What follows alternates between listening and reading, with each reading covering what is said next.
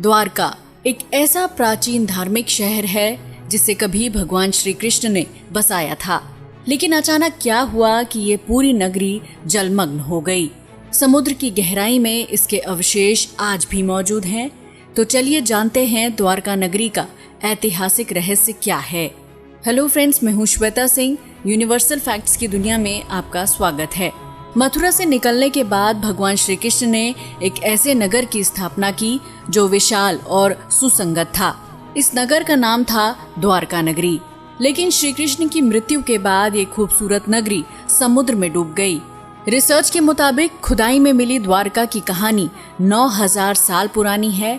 ये शहर उस प्राचीन विकसित सभ्यता से जुड़ा है जिसका निर्माण जब यहाँ कोई दूसरा विकसित शहर नहीं था। ये भारत का सबसे विकसित राज्य हुआ करता था जो हूबहू आज के आधुनिक शहर जैसा ही था। पौराणिक समय में कई ऐसी कहानियां हैं जिन्हें आज हम महज एक मिथ मानते हैं, लेकिन सच तो ये है कि धरती के विकास के साथ ही ये सभ्यताएं और पौराणिक इतिहास हमेशा के लिए समुद्र की गहराइयों में दफन हो गया, जिन्हें लेकर आज भी खोज जारी है। समुद्र की गर्त में खोज करने पर कुछ ऐसे साक्ष्य मिले हैं जो इन पौराणिक कथाओं को सच साबित करते हैं। इन्हीं में से एक है द्वारका नगरी का रहस्य। हिमयुग की समाप्ति से नष्ट हुई द्वारका। कहते हैं कि 9000 साल पहले हिमयुग की समाप्ति हुई, जिसके बाद समुद्र का जलस्तर इस कदर बढ़ गया कि कई विकसित शहर समुद्र में समा गए। इन्हीं में से एक तटवर्ती नगर द्वारका भी था। इतिहासकारों का कहना है कि द्वारका को कृष्ण के देहांत के बाद जानबूझकर नष्ट किया गया था। द्वारका का निर्माण भगवान श्री कृष्ण ने मथुरा से जाने के बाद अपने पूर्वजों की भूमि को फिर से रहने लायक बनाया। इसे श्री कृष्ण की कर्म भूमि के तौर पर भी जानते हैं। द्वारका भारत के 7 सबसे प्राचीन नगरों में से एक है।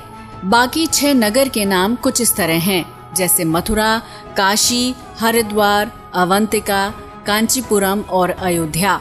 कुछ लोग द्वारका को द्वारावती, कुशस्थली, आनर्तक, ओखामंडल, गोमती द्वारका, चक्रतीर्थ, अंतरद्वीप और वारीदुर्ग के नाम से भी जानते हैं।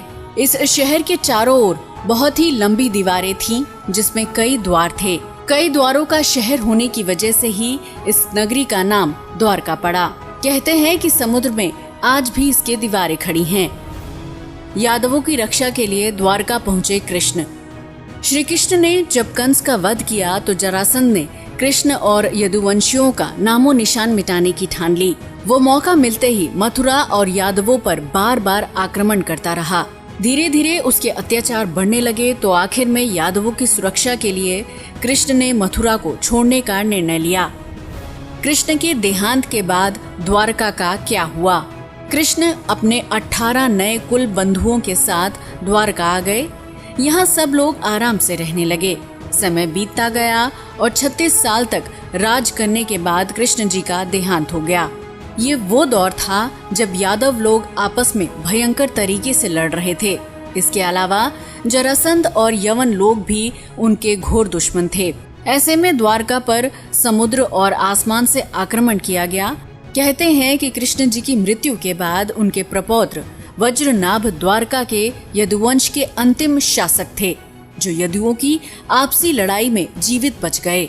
द्वारका के समुद्र में डूबने पर अर्जुन, वज्र और शेष बची यादव महिलाओं को हस्तिनापुर ले गए। इनके जाने के बाद द्वारका नगरी समुद्र में समा गई।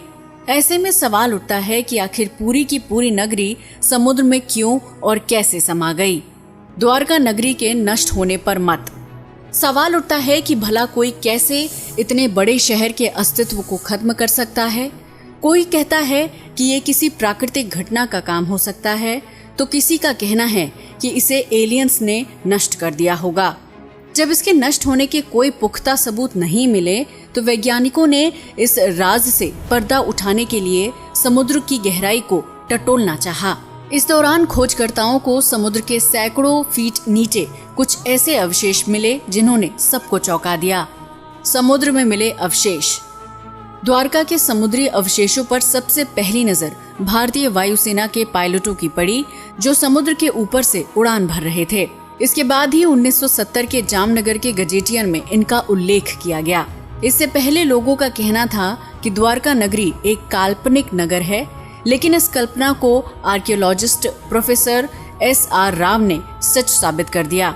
दरअसल प्रोफेसर राव और उनकी टीम ने 1979-80 में समुद्र में 560 मीटर लंबी द्वारका की दीवार की खोज की, जहां उन्हें पौराणिक समय के कुछ बर्तन भी मिले जो 1528 ईसा पूर्व से 3000 ईसा पूर्व के हैं। इसके अलावा सिंधु घाटी सभ्यता के भी कई अवशेष मिले। इस खोज के दौरान प्रोफेसर राव ने कई रहस्यों से पर्दा उठाया। नौसेना और पुरातत्व विभाग की संयुक्त खोज।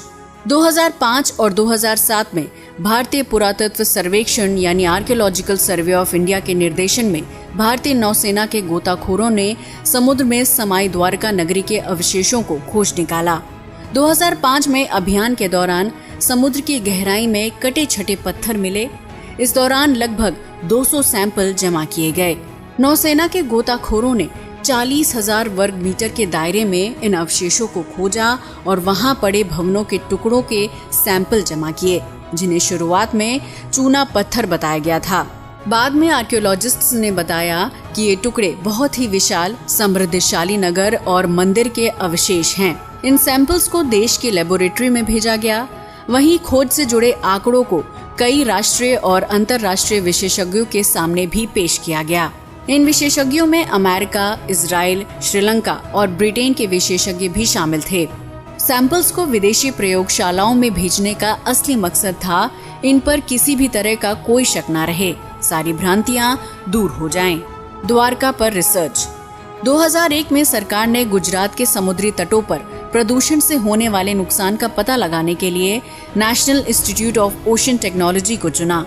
जब समुद्री तलहटी की जांच की गई तो सोनार पर मानव निर्मित नगर पाया गया।